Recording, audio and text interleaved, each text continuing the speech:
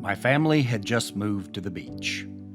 Our nondescript 1970s-style brick ranch house was notable in only one way that really mattered.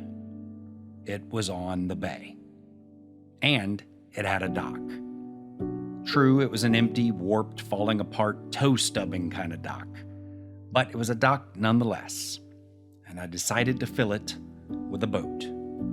So without any training, knowledge, or right to commandeer any kind of vessel whatsoever, I did just that. Before long, I was crisscrossing Choctawhatchee Bay like a mad Magellan wannabe, feeling like I was discovering every hidden bayou and tributary for the very first time. And well, for me, I guess I was.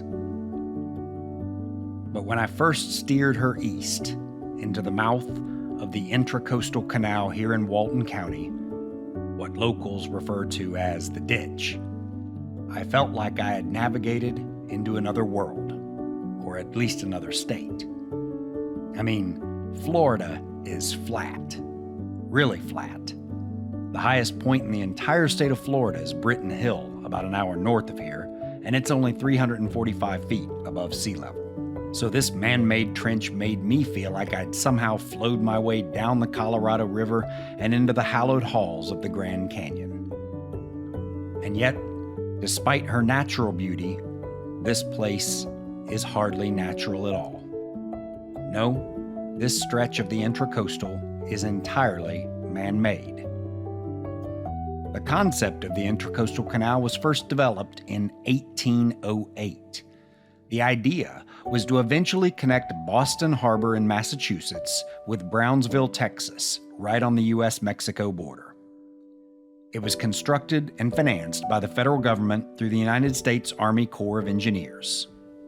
Essentially, the idea was that this 3,000-mile-long protected network would connect bays, sounds, rivers, and indeed, man-made canals that paralleled the coast behind barrier beaches. If one were so inclined, you could travel almost its entire length without having to spend much time at all venturing out into the open seas. Although the U.S. government proposals for such a waterway were made in the early 19th century, the Gulf Intracoastal Waterway wasn't completed until 1949. Today, the Intracoastal Waterway serves as a vital transportation route for our nation's fleet of commercial barges and ships. Along most sections of the Intracoastal, you'll find countless barges pushing goods back and forth to major port cities, manufacturing plants, paper mills, oil refineries, power plants, shipyards, grain elevators, and countless other industrial works that line the waterway. But it's not all big business. Picturesque fishing trawlers, sleek pleasure boats, and graceful sailboats dot the channel as well, joining the never-ending parade of back-and-forth barge traffic. People like me cruise the Intracoastal for pleasure, much, much, much to the annoyance of the barge captains, I'm pretty sure. The Intracoastal is technically made up of 3 non-continuous sections that run along the length of the overall route. The first major section, known as the Atlantic Intracoastal Waterway, runs from Portsmouth, Virginia, all the way down to Key West. The Florida section begins around St. Mary's River near the Georgia-Florida state line, or the Florida-Georgia line, if that's more in sync with your playlist. The next section is known as the Gulf Intracoastal Waterway. It picks up on the west coast of Punta Rasa, Florida, and extends all the way to Tarpon Springs.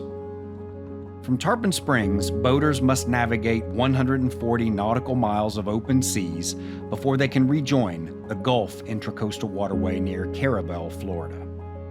Carabel is 2.5 hours to the west of Santa Rosa Beach, where I live and do my best to patrol the seas. The Intracoastal continues west through Florida's Panhandle.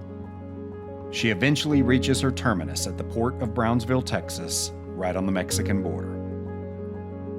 Now, admittedly, not every stretch of the Intracoastal looks like this. A whole lot of it is ugly industrial necessity. We're a nation of consumers, after all, and this secret little nautical backdoor is just how a lot of the things we use every day gets pushed around until it finally reaches your doorstep. But here in Walton County, Florida, we're pretty lucky. The Intracoastal provides us with yet another beautiful landscape and seascape to explore. I'll always treasure the memories our family and friends created in the ditch. Our kids would run up and down its beige beaches, scale them, and then slip and slide their way down the steep sandy walls. The occasional rogue dolphin would glide alongside our boat unseen until it exhausted its breath, apparently just to scare the crap out of all of us humans on board. One night, under the glow of a full moon, we were cruising home through the ditch after a fried shrimp basket dinner at Boondock's restaurant on West Bay. Our friends were all dancing carefree around the boat to loud, blaring 90s music until a bat suddenly swooped down and smacked my friend Chef Phil McDonald right in the face. The rest of the cruise home was a lot of females screaming and people laying face down on the deck of the boat. Good times, unless you're a bat, of course, or a chef.